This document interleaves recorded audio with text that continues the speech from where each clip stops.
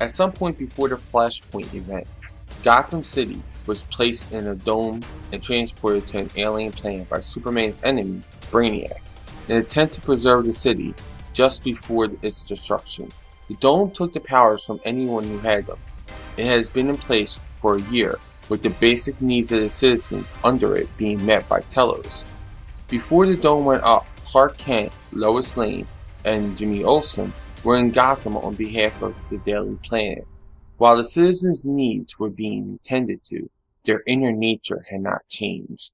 And in Gotham, that means that the criminals were still plentiful. Clark Kent still has a duty to help those in need, powers or no powers. With Lois Lane playing his oracle and being his eyes and ears through technology, Clark Kent goes out on patrol, taking out criminals in the middle of a drug deal, wearing a costume that is reminiscent of Batman's first outing, with just sweats and a ski mask. Telos makes an announcement telling everyone under the domed cities that the rules are changing. No longer will the cities be tended to. They must battle each other to find the one city worthy of being saved. During this speech, the domes fall. As a gang of criminals unload their bullets into Clark, he emerges from the onslaught of gunfire as Superman. Once the thugs are secured, Superman takes off and heads to his wife Lois, who we find out during the year under the dome had gotten pregnant and is close to her due date. After taking a few moments to check on his wife and unborn baby to make sure the dome coming down didn't affect the baby, Superman listens to Telos' speech that Lois recorded, which upsets Clark. All these cities have been nabbed and are being forced to fight. Lois lets Superman know she found another Gotham City nearby that has another Batman. The Gotham she discovered is the Flashpoint Gotham, where the heroes are a lot darker than the one Superman is used to. Superman heads towards the Flashpoint Gotham and is met by the Justice League of that world. This version of the Justice League was sent by Batman, who in this universe is Thomas Wayne. Superman finds himself facing Captain Thunder, Cyborg, and Green Lantern Abin Sur, while the Flashpoint version of Superman goes after Lois, after he sees that she is alive. Meanwhile, Jimmy takes a new plane built by Professor Hamilton to help Superman out. Cyborg, Abin, and Captain Thunder pile on Superman as Batman sits in his cave and realizes that Superman is from Barry's Earth, a version of the Flash who worked with Thomas to sacrifice his own reality so his son Bruce could live again. During all of this, the Flashpoint Kal-El has arrived at Lois and Clark's place to see Lois, because on his world, Lois was the only one who was nice to him and she was killed. Flashpoint Batman recaps the situation as Superman tries to call the Flashpoint League out of fighting. But the League doesn't care. Superman uses only enough force to defend himself when he hears Lois calling out to him. When Jimmy distracts Abin Sur, Superman takes off to find his wife and unborn child. Flashpoint Kal-El had already taken Lois, who is now in labor, to the Batcave so Thomas Wayne can deliver the baby. Superman arrives at his place to find Lois is gone, and Abin Sur arrives shortly after.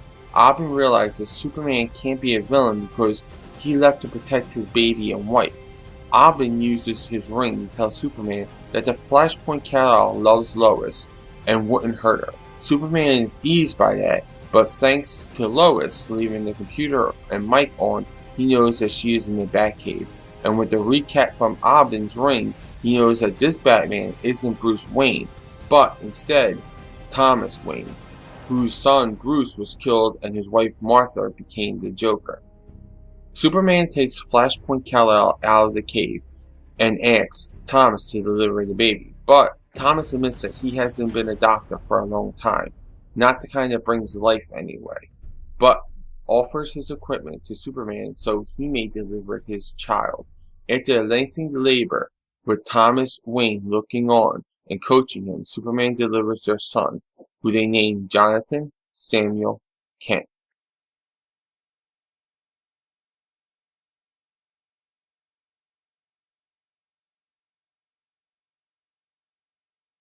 Hello, My name is Jay. My YouTube channel is Comic Book Theater, and I'm also a member and editor of ComicFrontline. Today I am guest reviewing the Convergence tie-in for Superman. The title is Superman Again. The two issues are masterfully written by Dan Jurgens. Lee Weeks supplied the art for the first issue, and Dan Jurgens pulled double duties on the second as the penciler, with Norm Rapalund taking over the inking duties. This was such a great tie-in for Superman fans. This was classic Lois and Clark, and even featured the old school Jimmy Olsen. This showcased Lois's personality nicely, as she is a reporter through and through, and had some great moments here, working as Superman's Oracle and reporting Telos's announcement. I loved how playful they were with each other and how tight they are as a team.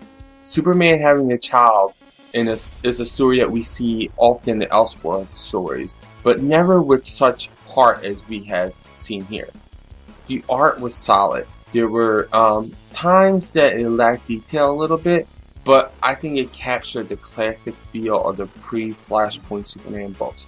At the same time, when we went to the Flashpoint Gotham, it felt like we were back there as well. Overall, I loved these issues. For the way they brought me back to that time in the DCU, even Lois calling Superman the Midnight Crime Buster felt very classic Superman. I think that Convergence should have really kept the Injustice crew around though. Could you imagine the dome coming down and the Superman from Injustice Gods Among Us hearing the heartbeat of Lois's baby? That would have been truly epic moment there. But even without him, this tie-in really hit you in the heart.